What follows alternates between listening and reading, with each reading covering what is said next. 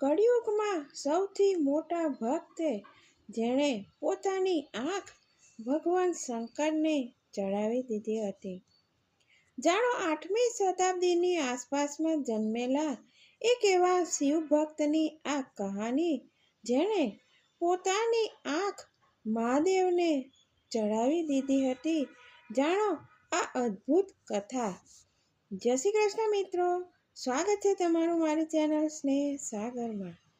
જો આ કથા પસંદ આવે તો લાઈક, શેર અને સબસ્ક્રાઈબ કરી અંત સુધી અવશ્ય સાંભળશો અને બેલ આઇકોન હિટ કરશો, જેથી મારા નવા વિડીયો તમારા સુધી સૌથી પહેલાં પહોંચી જાય.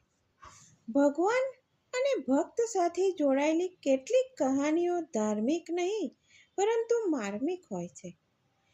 તેમને પોતાને કોઈ પૂજા વિધિની ખબર નથી હોતી. ભગવાન શંકર પણ આવા જ ભક્તની પરીક્ષા લે છે.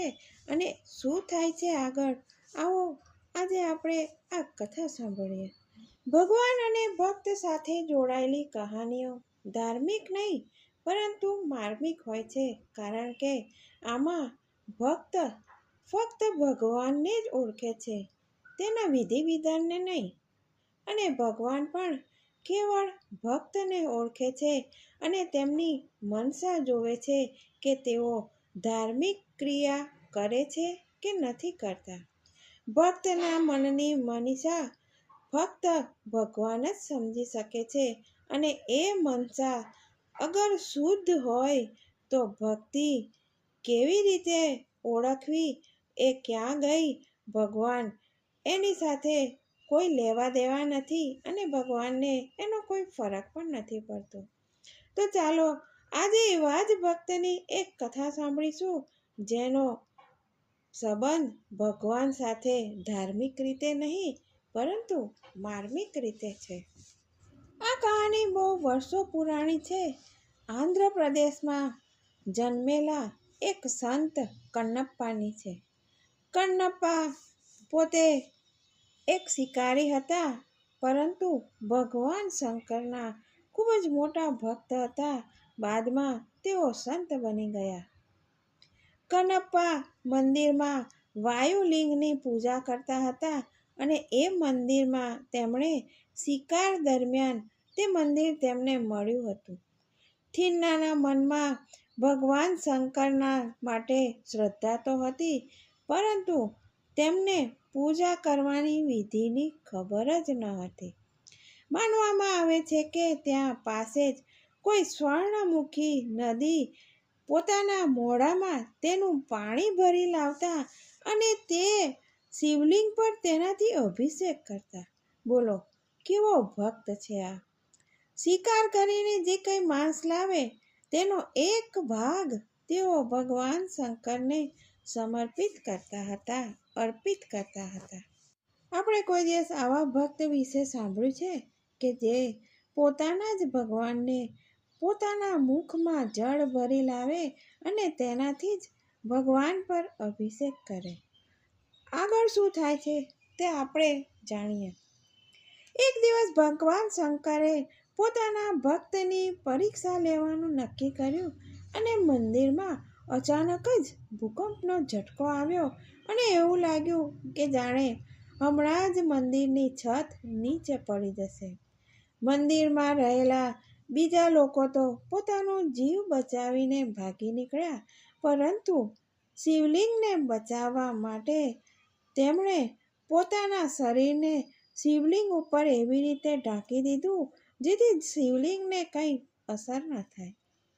શિવલિંગ પર 3 આંખો બનેલી હતી. કન્નપ્પાએ જોયું તો શિવલિંગ પર બનેલી એક આંખમાંથી લોહી વહેતું હતું અને સાથે આંસુ પણ નીકળી રહ્યા હતા. તે ભક્ત કન્નપ્પાને લાગ્યું કે આ ભૂકંપના ઝટકાને કારણે ભગવાન શંકરની એક આંખ ઘાયલ થઈ ગઈ હશે. અને કન્નપ્પાએ તો એક પળનો પણ વિચાર ન કર્યો અને તરત જ પોતાની એક આંખ ઉપર તીર મારીને તે આંખ કાઢીને ભગવાન શંકરની આંખ ઉપર લગાવી દીધી. તેમણે આંખમાંથી નીકળતા લોહી તો બંધ થઈ ગયું, પરંતુ થોડી વાર બાદ શિવલિંગની બીજી આંખમાંથી પણ લોહી અને આંસુ નીકળવાનું શરૂ થઈ ગયું. કનપ્પાએ પોતાની બીજી આંખ કાઢવા લાગ્યા અને તેમના દિમાગમાં એક ખ્યાલ જ ન રહ્યો કે તેઓ પોતાની બીજી આંખ કાઢી લેશે તો તેઓ બિલકુલ આંધળા થઈ જશે. એવામાં જ્યારે તેઓ પોતાની બીજી આંખ શિવલિંગને સમર્પિત કરવા માટે પ્રયત્ન કરે છે અને આંખને શિવલિંગમાં યોગ્ય જગ્યાએ કેવી રીતે લગાવશે, કારણ કે જો એ બીજી આંખ કાઢી દે તો એમને તો કંઈ દેખાવાનું જ ન હતું. કન્નપ્પાને એક વિચાર સૂઝ્યો, એક ઉપાય સૂઝ્યો. તેમણે પોતાના બંને હાથ વ્યસ્ત હોવાને કારણે પોતાના એક પગનો અંગૂઠો ઉઠાવ્યો અને એ અંગૂઠો જ્યાંથી ભગવાન શંકરની આંખમાંથી લોહી નીકળતું હતું તેની પાસે એ પોતાના પગનો અંગૂઠો લગાવી દીધો. જ્યારે તેઓ પોતાની બીજી આંખ કાઢવાનો પ્રયત્ન કરતા હતા ત્યારે પોતાના ભક્તની આવી નિશ્ચલ ભક્તિ જોઈને ભગવાન શંકર પ્રસન્ન થયા અને પોતાના ભક્તની આંખો એકદમ સારી કરી દીધી. આમ કનપ્પાને પૂજા વિધિનો ખ્યાલ ન હોવા છતાં પણ ભગવાન શંકર પોતાના ભક્તની એકદમ નિશ્ચલ ભક્તિ જોઈને તેની ઉપર પ્રસન્ન થાય છે. તો આવી છે ભક્ત અને ભગવાનની વાતો. જય શ્રી કૃષ્ણ મિત્રો, ફરી મળીશું આવા નવા વિષય સાથે, નવી કહાની, કથા અને વાર્તા સાથે.